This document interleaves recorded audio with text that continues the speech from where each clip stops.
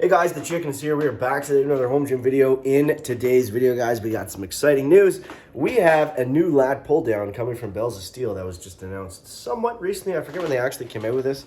I've been kind of down and out of the picture for a minute, so apologies if we're a little bit late. But this thing is very exciting, so let's talk about some of the specs here. So this is a lat pull down / low row, so that means it's going to be a single tower with a pulley on the top and a pulley on the bottom. Hugely beneficial for a home gym because with these things, you can do anything. You can do your triceps, you can do your lats, you can do your high rows, your low rows, your curls. You're essentially anything. They have a belt squat attachment for it. Really, really, really cool piece of equipment, and it comes in at $2,000 Canadian. So with shipping, taxes, blah, blah, blah, probably looking at $2,500 to get it to your door. But for what it is, and it's really high quality from what I've seen, 3x3, 11 gauge steel, a 310-pound weight stack. That's absurd.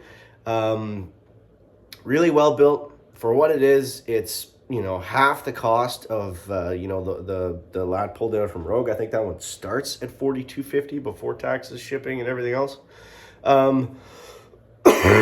What I really like about it is they have a lot of add-ons that come for it.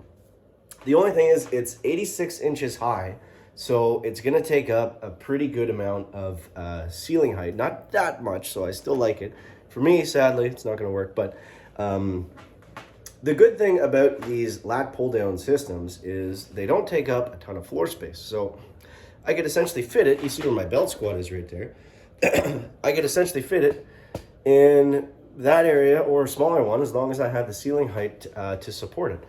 So this is really cool. And like I said, 310-pound weight stack. So you're going to be able to move as much weight as you want to on it. From all the reviews that I've seen, Garage Gym Experiment just posted a video on their page that you guys should check out. But all the reviews that I've seen seems like it's, commercial standard build, definitely overbuilt for home gyms. It does have aluminum pulleys, which is better.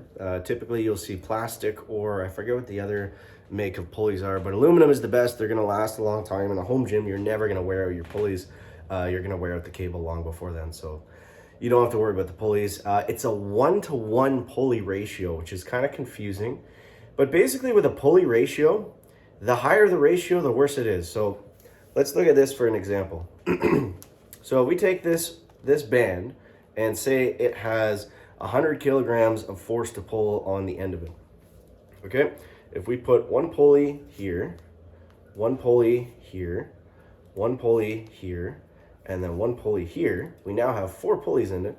Doesn't really work with the visual, but we put 4 pulleys into it. Each pulley takes off about roughly 25% of the weight from the end load that the user is using. So if this had 4 pulleys in it, for sake of argument, I'm doing this, instead of having 100 kilograms of resistance, I now have 25 kilograms of resistance. So this has a 1-to-1 pulley ratio.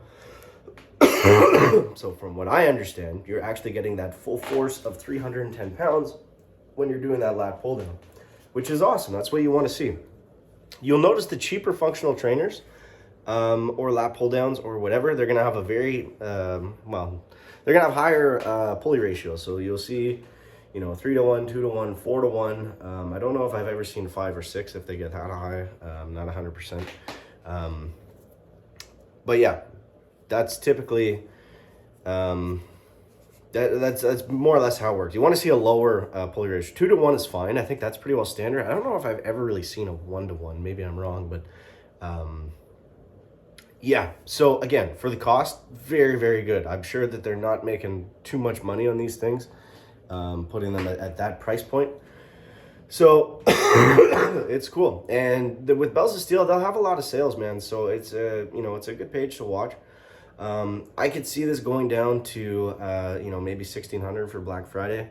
That's what I'm kind of hoping for. Again, I don't have the space for it, but I may have to cut some floorboards open for this one. It's pretty exciting. So, yeah, just wanted to give you guys initial thoughts. All the metal on it is chrome, so it's a beautiful piece.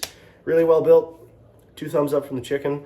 And, it's not as, I think, What I would really compare it to in Canada is the Inspire FT2 from Costco. I think that one goes for 1,700 bucks, and it's actually a functional trainer.